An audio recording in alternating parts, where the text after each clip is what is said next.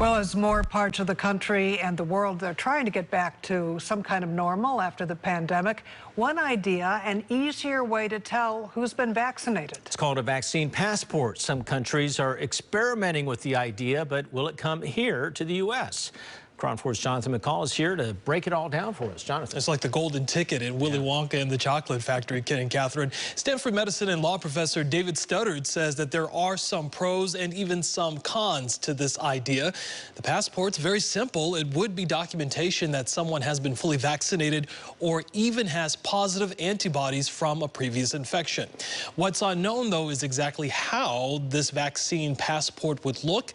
He says that having the passports would be helpful in having folks who travel, attend large gatherings like concerts or even sporting events.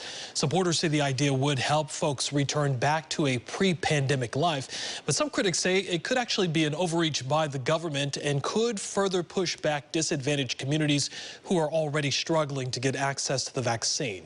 One big question, though, is would the idea of the vaccine passports be supported here in the United States?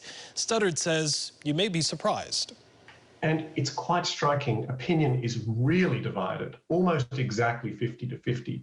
And it's not divided in the usual way. It's not divided along political lines or along race lines or along rich-poor lines. There just does seem to be fundamental disagreement, fundamentally different perspectives here. And so I think that's going to make it difficult for these programs to be popular.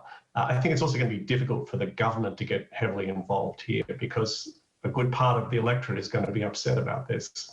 Studdard says with so much happening on Capitol Hill right now, a lot of congressmen and congresswomen haven't actually really thought about this. But one person who has is President Joe Biden, who has been vocal in his support of the idea in some way.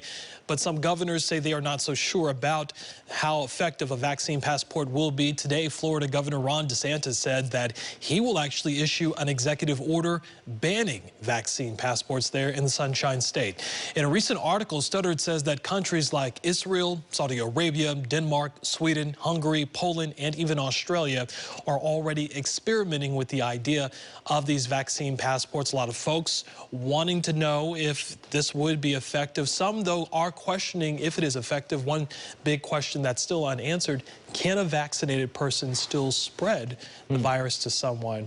And folks say that if that's the case, then there's really no need for a passport. Yeah, there's a lot we still don't know. Yeah. So, but as long as we have at least something that'll say, hey, you've been vaccinated, that's one step that'll get us back on the path of somewhat normal. Useful, anyway. Yeah. Thanks, Jonathan. Thank you, Jonathan.